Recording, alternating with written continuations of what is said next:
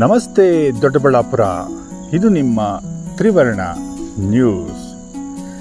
ಚಿಕ್ಕಬಳ್ಳಾಪುರ ಜಿಲ್ಲೆ ಮಂಚೇನಹಳ್ಳಿ ತಾಲೂಕಿನ ಮಹೇಶ್ವರಮ್ಮ ಕ್ಷೇತ್ರ ಮಿಣುಕನಗುರ್ಕಿ.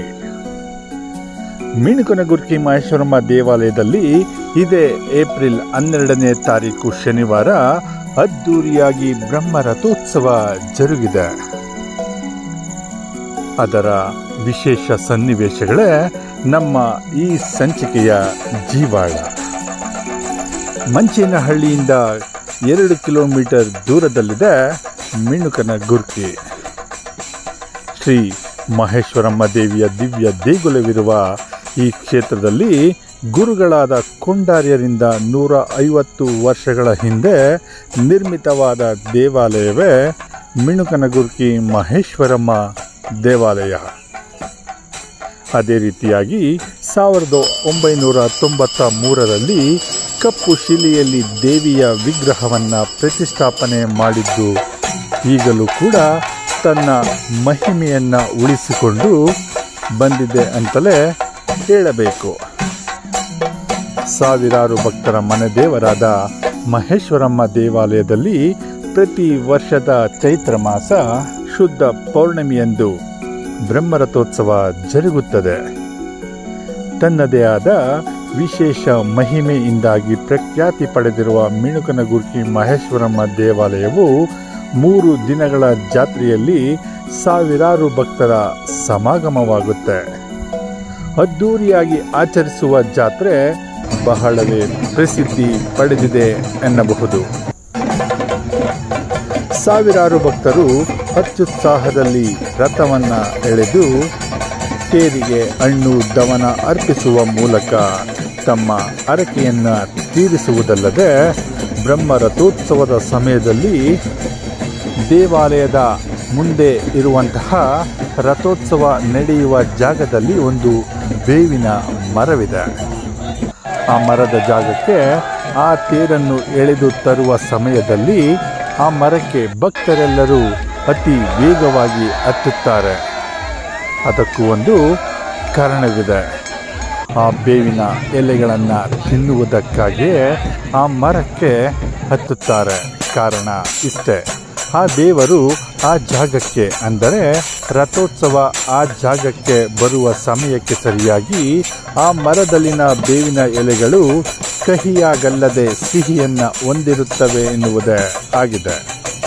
ಇಂತಹ ವಿಶೇಷ ಅನುಭೂತಿಯನ್ನು ಸಾವಿರಾರು ಭಕ್ತರು ಪಡೆದು ಈಗಲೂ ಕೂಡ ಅದನ್ನು ರೂಢಿಸಿಕೊಂಡು ಬಂದಿದ್ದಾರೆ.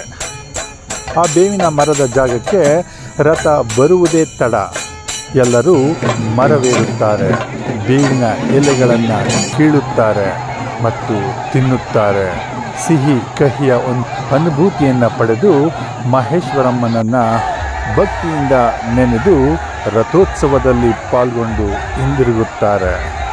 ಹೀಗೆ ಮಿಣುಕನಗುರ್ಕಿಯ ಮಹೇಶ್ವರಮ್ಮ ದೇವಾಲಯದಲ್ಲಿ ಮಾಘ ಮಾಸದಲ್ಲಿ ಮಡಿಲಕ್ಕಿ ಸೇವೆ ಕೂಡ ಅತ್ಯಂತ ಅದ್ದೂರಿಯಾಗಿ ನಡೆಯುತ್ತದೆ. ಇಂತಹ ವಿಶೇಷ ಮಹತ್ವವುಳ್ಳ ಮಿಣುಕನಗುರ್ಕಿ ಮಹೇಶ್ವರಿ ಕ್ಷೇತ್ರದ ಬ್ರಹ್ಮ ರಥೋತ್ಸವವನ್ನು ನೋಡುತ್ತಾ ಸಾಗೋಣ ಬನ್ನಿ. ಇದೇ ನೋಡಿ ಬೇವಿನ ಮರ.